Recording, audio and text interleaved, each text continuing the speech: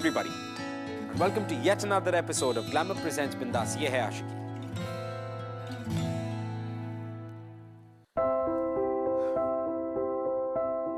You know, जिंदगी में family और सोसाइटी के अलावा भी एक चीज बहुत इंपॉर्टेंट होती है और वो होती है आपकी इनर वॉइस, आपकी कॉन्शियस वॉइस, अंदर की आवाज जिसे हम कहते हैं. अब जो इंसान वक्त रहते इस अंदर की आवाज को सुन ले और पहचान ले, बस उसे अपनी जिंदगी का मकसद, पहचान और अपना सोलमेट सब कुछ मिल जाता.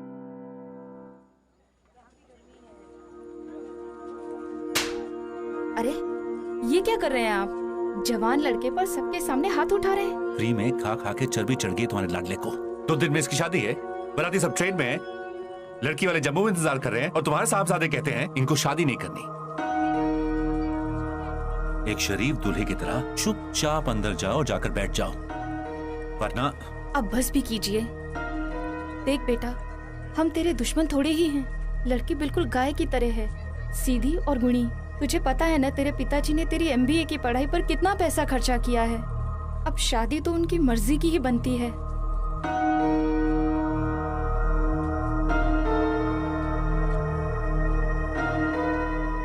ऋषि वाराणसी में पैदा हुआ, वहीं पला बड़ा, लेकिन उसने MBA की डिग्री वाराणसी से बाहर जाकर की. लेकिन मेरा सवाल यह है कि ये MBA की डिग्री का फायदा क्या हुआ? क्योंकि उसके पिता का उसके ऊपर अपने फैमिली बिजनेस को संभालने का प्रेशर हमेशा से बना रहा, बिना ये जाने या ये समझे कि ऋषि खुद क्या करना चाहता. उसे हमेशा से मजबूरन अपने पिता की हर चॉइस को अपनी चॉइस बनाना पड़ा. अब ऐसे में किसी का दम कैसे नहीं घुटेगा?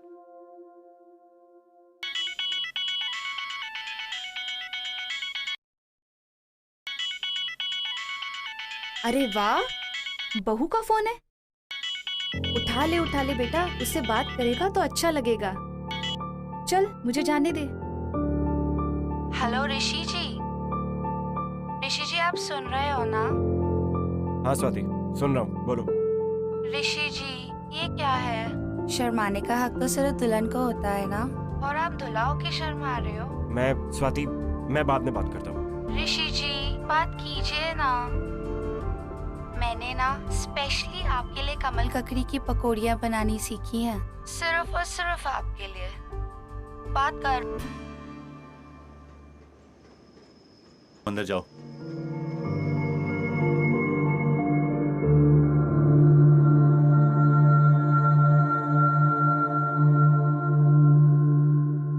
लेकिन ये जो प्यार की हवा होती है ना, ये बहुत ही अलग होती है. कब किस ट्रेन के कौन से कंपार्टमेंट या विंडो दरवाजे से आके आपसे टकरा जाए, ये आप नहीं कह सकते. और ठीक ऐसा ऋषि के साथ भी हो. जब मिली नाम का एक हवा का झोंका ट्रेन के दरवाजे पर आके टकरा गया, और बस इस हवा के झोंके ने इन दोनों की जिंदगी का रुख बिल्कुल बदल दिया.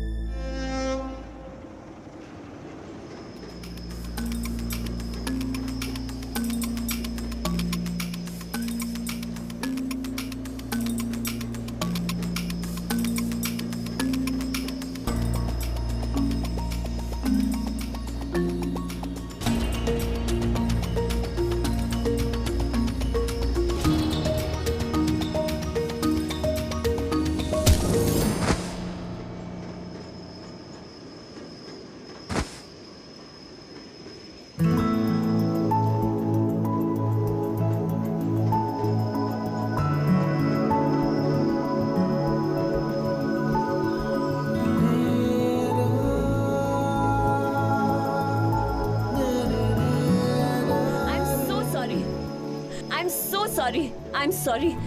आपको लगी तो नहीं ना? No, it's okay, no problem. आप उतरने वाले थे. कम मैं आपकी हेल्प करती हूँ. उतर जाओ. अरे who are you?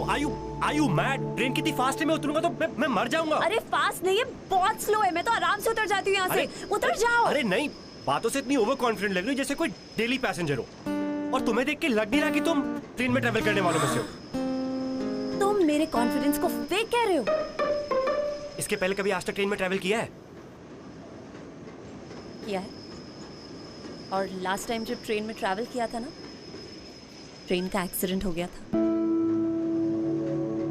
कॉन्फिडेंस चलो, What? Nice meeting you, bye.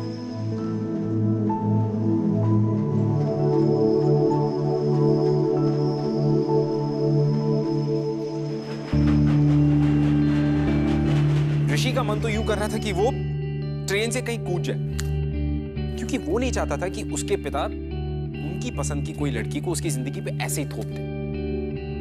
और उसके डैडी समझने को तैयार ही नहीं थे कि ऋषि ने वाराणसी के बाहर ना सिर्फ एक पढ़ाई कंप्लीट की है, बट उसने एक अलग दुनिया देखी, अपने सपने देखे जिन्हें वो पूरा करना चाहता था, जो शायद उसके डैड के रहते पूरे नहीं हो सकते थे। और जिंदगी की ऐसी सिचुएशन में मिली का उसकी लाइफ में आना was nothing less than a blessing.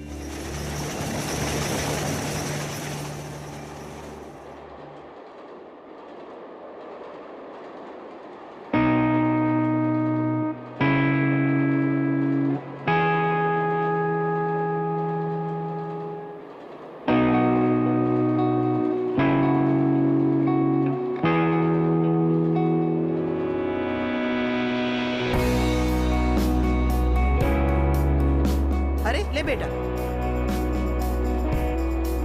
जीजी, तुम लेट जाओ, लगता है तुम बहुत थक गई हो। नहीं, हम यहाँ बैठे ही ठीक हैं। लेटने के लिए ऊपर की सीट पर जाना होगा। दरअसल हमारे जोड़ों में बहुत दर्द है। ऊपर जाने की क्या जरूरत है, हम यहीं कुछ एडजस्ट कर लेते हैं, आप नीचे लेट जाओ। नहीं, कोई जरूरत नहीं है मेहमानों को परेशान करने की। अगर आप ऊपर नहीं जा सकती तो चुपचाप यहाँ बैठे रहिए। आंटी, आंटी आप एक काम करिए, आप मेरी सीट पे आ जाइए, मुझे कोई प्रॉब्लम नहीं ऊपर जाने में। आइए। हमें किसी अजनबी से कोई मदद नहीं चाहिए। ओह, हेलो अंकल, मेरा नाम मिली है। नमस्ते नमस्ते नमस्ते नमस्ते। अब हम अजनबी नहीं है। आंटी आ जाइए। चुपचाप यहीं बैठे रहिए। अरे आप ऐसे कैसे कह सकते हैं आंटी को? उनकी मर्जी, वो जहाँ चाहे वहाँ बैठ सकती है। आप जबरदस्ती कैसे कर सकते हैं उनके साथ? तुम शांत हो जाओ बेटा। अब हम यहाँ अपनी मर्जी से ही बैठे हैं। आंटी यू नो व्हाट, ये आपका जो नजाकत भरा रूप है ना, सीधा साधा अंकल की हर बात मानने वाला, इसी की वजह से वो आपका फायदा उठाते हैं। आप मुझे एक बात बताइए, करवा चौथ वाले दिन अगर अंकल आपको बोलेंगे आज मून नहीं है, आज सन मून है, तो आप सन को देख के करवा चौथ का फास्ट तोड़ देंगी? नहीं ना? नहीं। सेल्फ रिस्पेक्ट की भी तो कोई बात होती है ना aunty. This is not fair, ये बहुत गलत है। अगर आपको यहाँ पे आके बैठना है, आप बैठ सकती है। आप अंकल को क्यों पूछ रही है? आइए आइए।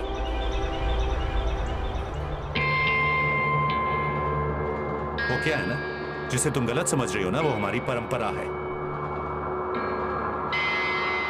अपने पति की आज्ञा का पालन करना ये हमारा धर्म है, संस्कृति है। पर तुम जैसी लड़की ये क्या समझेगी?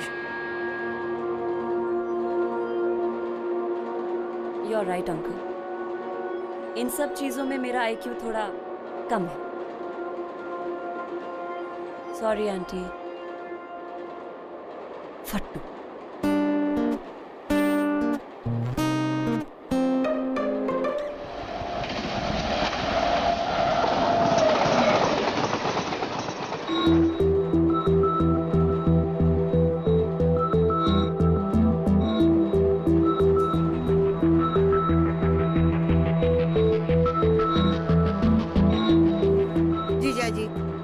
कह रहे हैं वेडिंग में जा रहे हैं।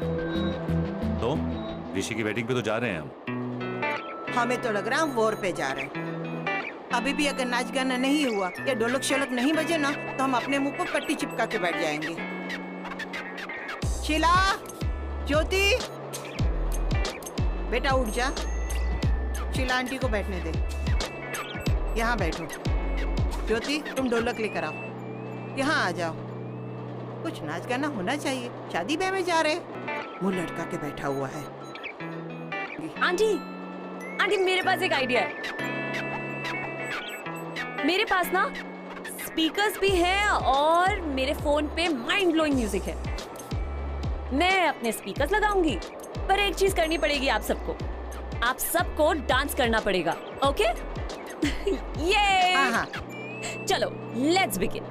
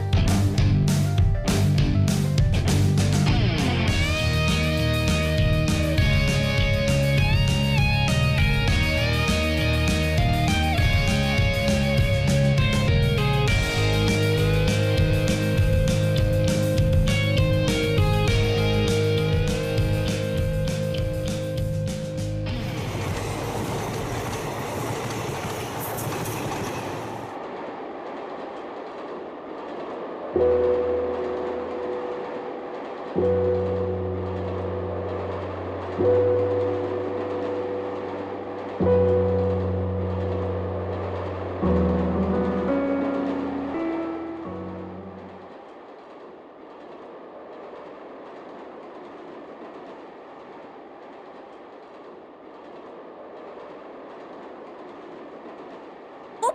ouch.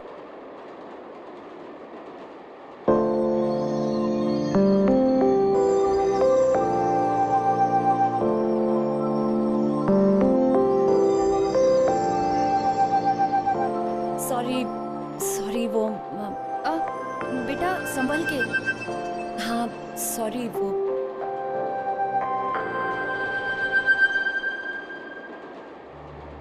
पता नहीं कैसी परवरिश मिलती है आजकल की लड़कियों को। ना कपड़े पहनने का ढंग, ना बात करने का ढंग।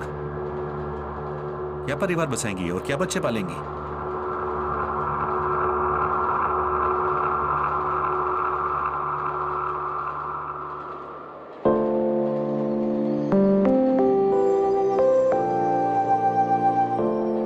जिंदगी को जीना है तो वो करो जो तुम्हारा दिल कहता है, ना कि तुम्हारे पापा।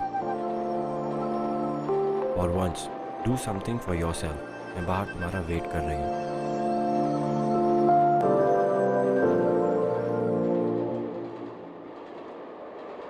आप लेंगी?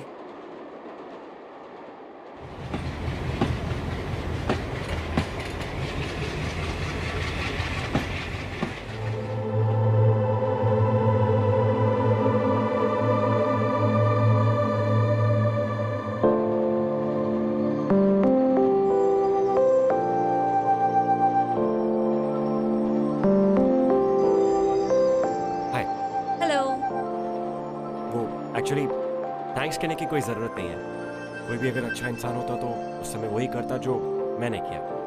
Thank you. तुम्हें ऐसा लग रहा है मैंने तुम्हें थैंक यू कहने के लिए बुलाया। सॉरी। वैसे क्या देखा तुमने? एक्चुअली हम दोनों इतने पास थे ना एक दूसरे के, कुछ देखने का मौका ही नहीं मिला। Bad luck. Bad luck? You are such a cheapster. तुम्हारे साथ डांस किया, तुम्हारी गोद में गिरी, उसका तुम ये मतलब निकाल रहे हो, राइट? Anyway thank you. वो आज तुमने मेरी मॉम को जो सपोर्ट करा मेरे डैड के सामने। वैसे ये तुम्हारा काम था, you know that right? I know. तुमने अपनी शक्ल देखी है? ऐसा लगता है प्रेशर कुकर है जिसके अंदर बहुत कुछ पक रहा है लेकिन सीटी नहीं बज रही। अपने आप को चेक करा लो, नहीं तो ब्लास्ट हो जाओगे एक दिन। तो क्या करूं यार, मेरी जिंदगी तुम्हारी जैसे बिंदास नहीं है ना। ऐसे पेरेंट्स जो मिलके जो समझने के लिए तैयार ही नहीं है। शादी, सांस सब उनकी मर्जी से लेना पड़ रहा है। मेरा दम घुट रहा है। एग्जैक्टली यही चीज जाके कह दो अपने मम्मी पापा को। अभी देखो कैसे सब कुछ बोल रहे हो मेरे सामने। तुम्हें उनको जाके बताना पड़ेगा कि तुम क्या चाहते हो, ये तुम्हारी ड्यूटी है। मुझे देखो 2 महीने की छुट्टियां लेके जा रही हूँ मैं पठानकोट, विशाल के साथ छुट्टियां मनाने। एंड लुक एट यू, तुम हो ही फट्टू। और अगर फट्टू नहीं हो ना तो जाके कह दो अंकल को कि तुम ये शादी नहीं करना चाहते। सिंपल। लिसन, मैं फट्टू नहीं हूँ। मैं अपने डैड की रिस्पेक्ट करता हूँ, उनकी इज्जत करता हूँ। उन्होंने बहुत पैसा खर्च किया मुझ पर, मुझे बहुत पढ़ाया है। छोड़ो, तुम नहीं समझोगी। तुम्हारी लाइफ मेरे जैसी नहीं है ना। तुम्हें ऐसे पेरेंट्स जो दिए जिनके पास तुम्हारे लिए टाइम ही नहीं है। एकदम खुली आजादी, खुले पैसे, सब कुछ देके तुम्हें छोड़ दिया। तुम्हारी गलती नहीं है।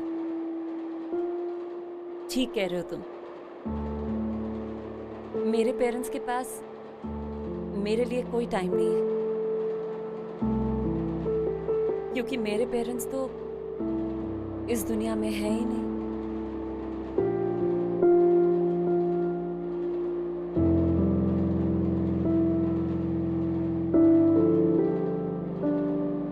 पाँच साल पहले वाराणसी के पास एक ट्रेन का एक्सीडेंट हुआ था। उसमें मेरे पेरेंट्स की डेथ हो गई। और हाँ, तुमने खुले पैसे की बात भी बिल्कुल सही की। गवर्नमेंट ने दिए थे 6 लाख मरे हुए लोगों के लिए और 3 लाख इंजर्ड लोगों के लिए।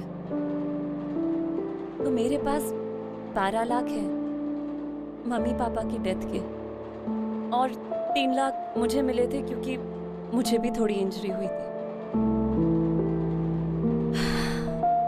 उनके चले जाने के बाद फिलहाल मैं अपनी कजन सिस्टर और उसके हस्बैंड के साथ रहती हूँ।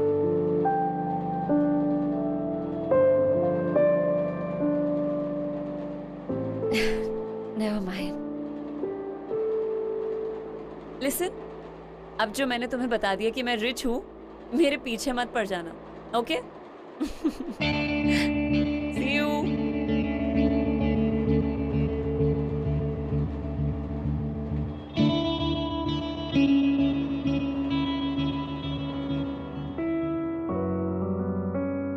ऋषि को लगने लगा था कि उसका खुद का घर पराया जैसा है। He felt like an outsider. लेकिन इसके साथ साथ उसे ये भी लगने लगा था कि उसने कहीं ना कहीं अपनी जिंदगी जीना। अब वो अपने पेरेंट्स के लिए एक आदर्श बेटा जरूर था, पढ़ाई में भी अव्वल था, लेकिन फिर भी इस सब के बाहर भी एक अलग और एक बड़ी दुनिया थी जिसे वो देखना चाहता था, महसूस करना चाहता था। और इस अलग एहसास का नाम था मिली। और फाइनली वो ऋषि से मिलने के बाद उसे भी लगने लगा था कि Rishi is the guy that she can trust, जिसके साथ वो अपनी फीलिंग्स शेयर कर सकती है। She can share her inner demons with him.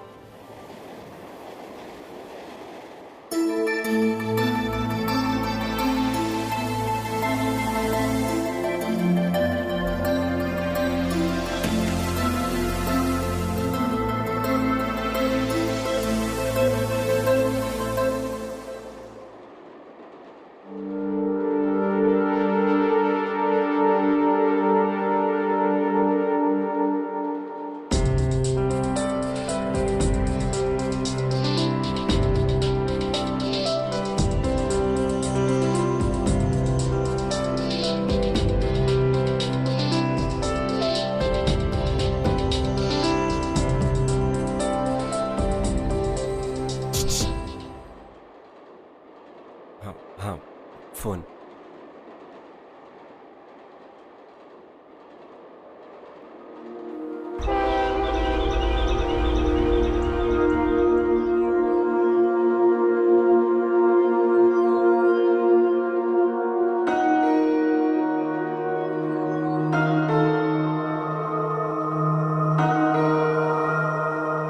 तुम्हारा ध्यान कहाँ है? मेहमानों को कौन संभालेगा?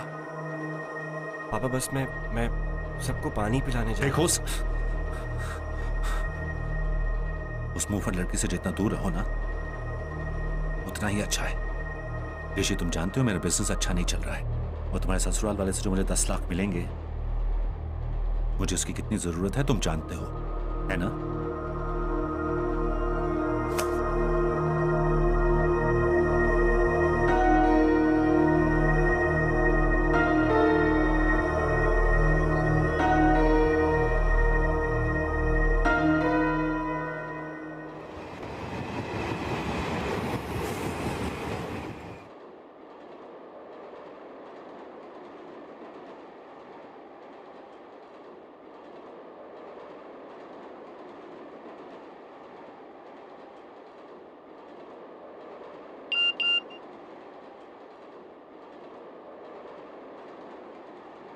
I'm really sorry. मुझे तुम्हारे पेरेंट्स के बारे में नहीं पता था। But hey, you're such a happy soul यार। तुम्हें मेरा सेल नंबर कैसे मिला? वो तुम्हारा फोन गिरा था ना, मैंने तभी चुरा लिया।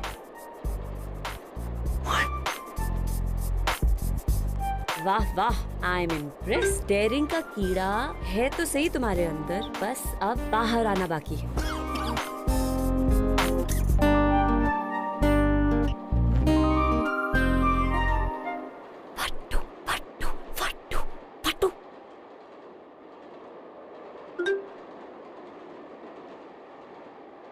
फट्टू, कभी तो जिंदगी में बहादुर बनोगे। यू नो, मेरे बॉयफ्रेंड विशाल में यही एक खूबी है, उसको किसी की पड़ी नहीं है। एक दिन तो मुझे अपने रूम तक लेके चला गया था। तुम अपने बॉयफ्रेंड के साथ उसके रूम में अकेले गई थी? चीपो, डोंट गेट आइडियाज। ख्यालों में मैं उसके घर गई थी। हाँ हाँ, इसमें क्या है? ऐसे तो ख्यालों में मैंने बड़े बड़े कांड कर रखे हैं। वैसे तुम लोग मिले कैसे थे? अभी हम मिले ही कहाँ हैं, इसीलिए तो उससे मिलने जा रही हूँ। तुम आज तक उससे मिली नहीं, पहली बार मिलने जा रही हो? You are mad. 12 बजे मिल सकते हो, जब सब सो जाएंगे।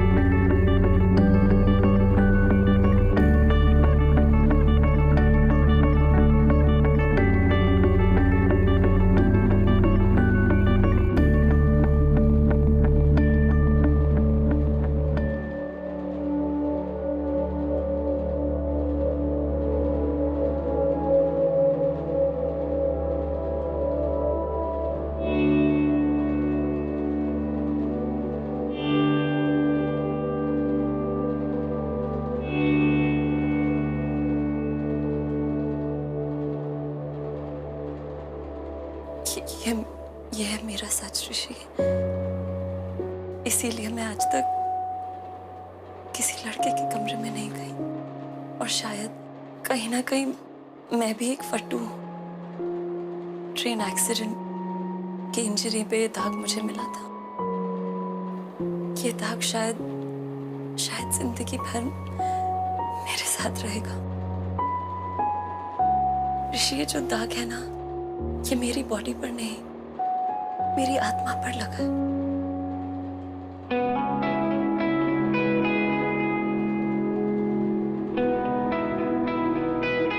मम्मी पापा के गुजर जाने के बाद मैंने ही खुद को पाल पोस के बड़ा किया है। कभी कभी खुद ही पापा की तरह डांट देती थी अपने आप को, या मम्मी की तरह पैम्पर करती थी। दुनिया ने ना हमेशा मुझे यूजलेस समझा, या मुझे हैंडीकैप समझ के हमेशा ऐसा सोचा कि मैं जिंदगी की रेस में आगे बढ़ ही नहीं सकती, कुछ नहीं कर सकती। पिछले 1 साल से रेंटेड अपार्टमेंट में अकेले रह रही हूँ। एक्सीडेंट के बाद मैं अपनी कजिन के साथ रहती थी। जिस दिन गवर्नमेंट ने कॉम्पेंसेशन भेजा ना, उस दिन मेरे जीजा जी बिल्कुल बदल गए। उनकी नजर सिर्फ और सिर्फ मेरे पैसों पर थी, जो वो अपने इलेक्शन कैंपेन के लिए यूज करना चाहते थे। इसीलिए मैंने घर छोड़ दिया। तब से भाग रही हूँ मैं उनसे भाग रही हूँ, और वो मेरे पीछे पड़े हुए। इसीलिए जा रही हूँ विशाल के पास।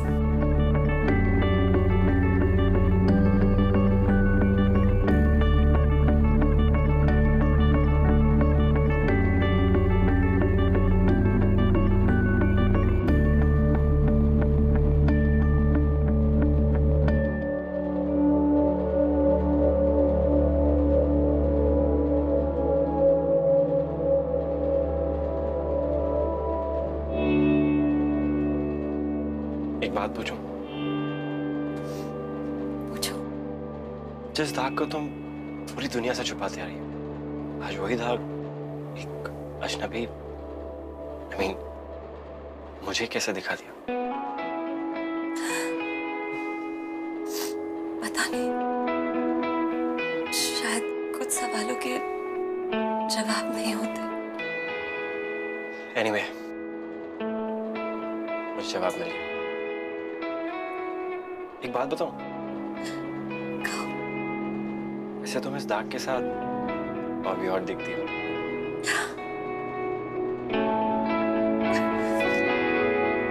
जी।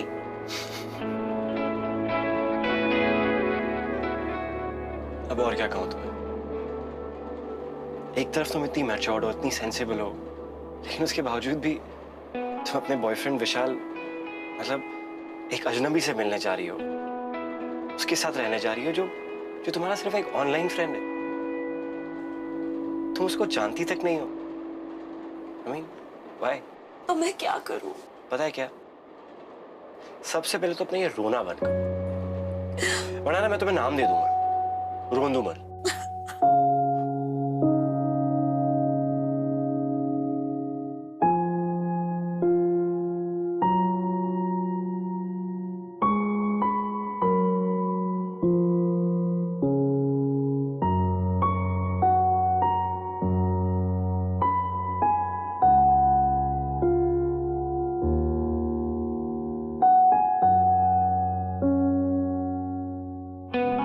तुम्हारी शादी होने वाली है। अपनी बीवी के लिए कुछ बचा के रखो।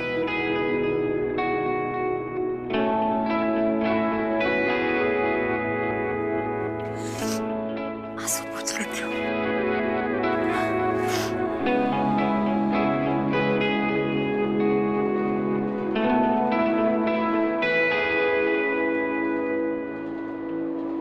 कैसी हैं आप साली साहिबा?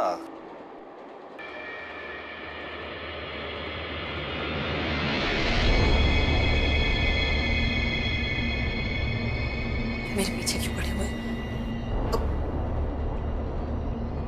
अब हमें इस तरह तुम्हारे पीछे भागना कोई अच्छा थोड़े ना लगता। क्या करूं? तुम हो सोने का चिड़िया। अगर हम आजाद कर देंगे, कोई दूसरा बहेलिया तुम्हें अपने पिंजड़े में कैद कर ले। प्लीज प्लीज ऐसी बातें करना बंद कीजिए। कम से कम दीदी के बारे में सोचिए। अरे कमाल कर रही हो। इसे हम केवल अपने लिए नहीं कर रहे हैं, दीदी के लिए भी तो कर रहे हैं ना। देखो देखो, हमें इलेक्शन जीतने के लिए चाहिए पैसा, जो तुम्हारे पास। अगला स्टेशन है पठानकोट, वहां से हम सीधे वाराणसी जाएंगे। तो अपने अकाउंट से निकाल कर पैसे दे दो, बस। उसके बाद जहां जी करे जाओ। फिर जीजा भी खुश, साली भी खुश। ये क्या हुआ? ओ हीरो, तू जहां खड़ा है ना, वहीं खड़ा रहे, चुपचाप। तूने जरा सा भी हिलने की कोशिश की ना, तुझे चलती ट्रेन से उठाकर बाहर फेंक देंगे। समझ में आया? हाँ, तो क्या कह रहे थे? जिनके आगे जी, जिनके पीछे जी, जिनके आगे पीछे जी जी, ये हमारी साली है, हम इनके जीजा जी।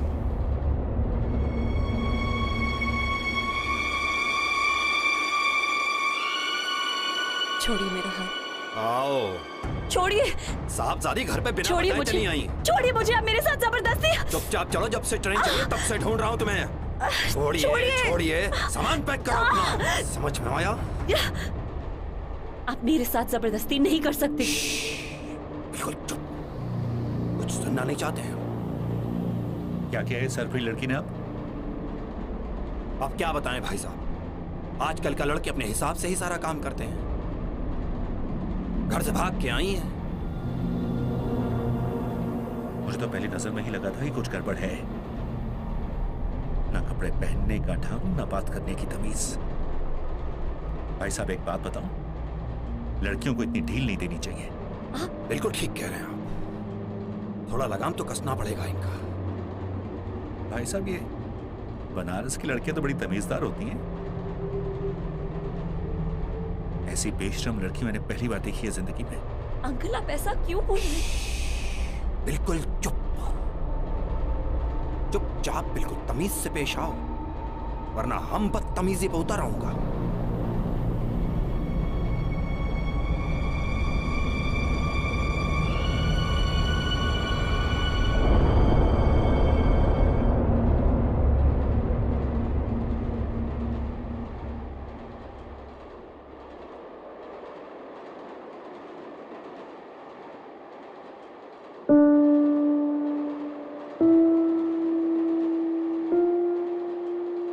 बजरंग, अपना सामान उठा कर लाओ।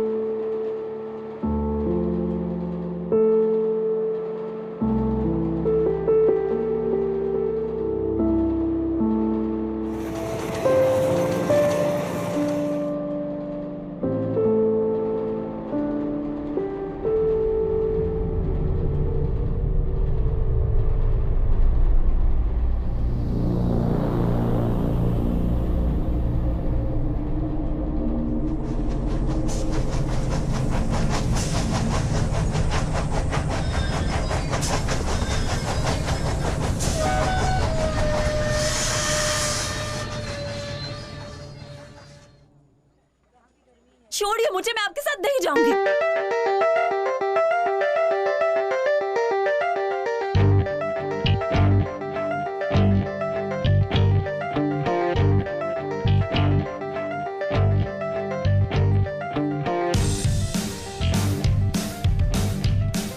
छोड़िए मुझे, आप ऐसे जबरदस्ती नहीं कर सकते मेरे साथ। Please somebody help। विशाल, मिली? विशाल छोड़िए। आप विशाल को क्यों मार रहे हैं? विशाल ने आपका क्या बिगाड़ा है? नहीं,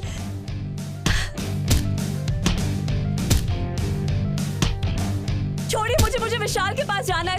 somebody help, please somebody।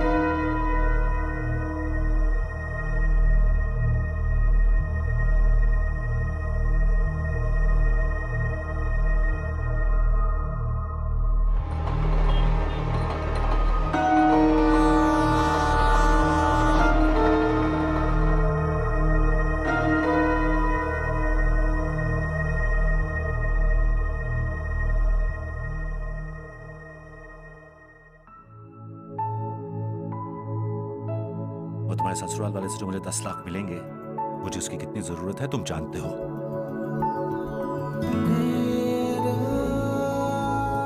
तुम हो ही फट्टू, और अगर फट्टू नहीं हो ना तो जाके कह दो अंकल को कि तुम ये शादी नहीं करना चाहते। सिंपल।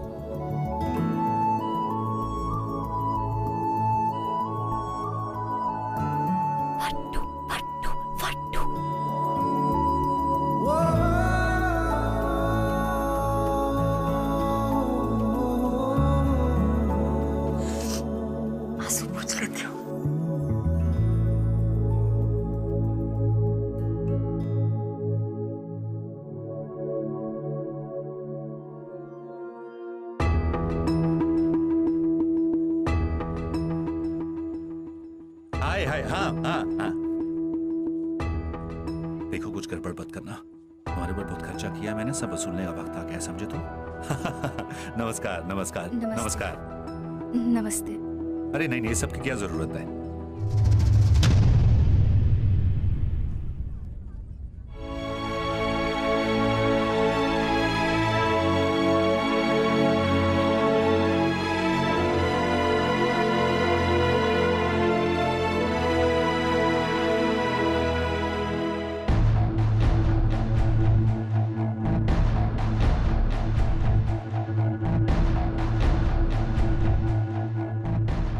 सॉरी, आई थिंक मैं जो बोलने वाली हूँ वो आप लोगों को बहुत गलत लगेगा।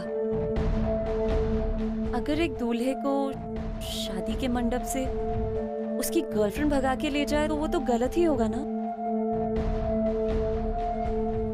अंकल ये आपकी बेटी को कभी खुश नहीं रख पाएगा। You will never be happy with him. In fact शादी के बाद तो ये खुद भी खुश नहीं होगा। Because the truth is, ये मुझसे प्यार करता है।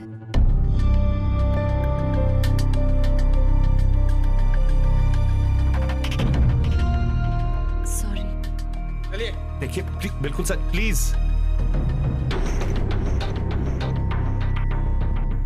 अंकल देखिए,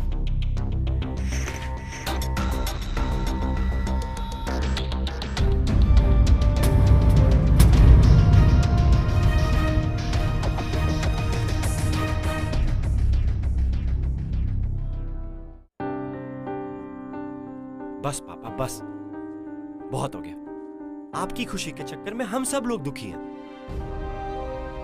आपको दिखाई नहीं देता क्या पापा? आपने हमेशा जैसा चाहा, जो चाहा मैंने किया, क्योंकि मैं उसमें खुश था। मैं वो सब करना चाहता था। नहीं पापा, इसलिए किया क्योंकि आप चाहते थे। मम्मी ने भी चुपचाप वही किया जैसा जैसा आप चाहते थे, लेकिन आपने उनकी इतनी सी भी परवाह नहीं की। कहीं पे भी किसी के भी सामने उनकी बेइज्जती की।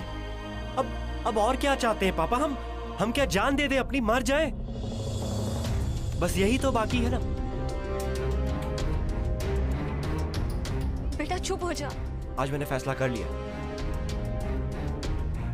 कि मैं एमएनसी में काम करूंगा और उसी से शादी करूंगा जिससे मैं प्यार करता हूं। मैं पापा को उनके बिजनेस के लिए खुद को बेचने नहीं दूंगा। ये मेरा फैसला है। अंकल, ये आपके बेटे की खुशियों का सवाल है, उसकी जिंदगी का सवाल है। आपको अपने बिजनेस के लिए पैसे चाहिए ना? अंकल आप मुझसे ले लीजिए, मेरे पास है पैसे। मैं अभी आपको चेक साइन करके दे देती हूँ। अंकल प्लीज इसकी लाइफ के साथ कॉम्प्रोमाइज मत कीजिए। मैं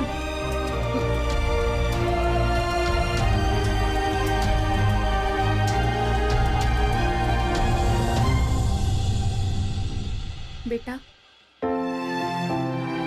आज नहीं तो कल ये तो होना ही था, और तेरे पापा वो भी मान जाएंगे।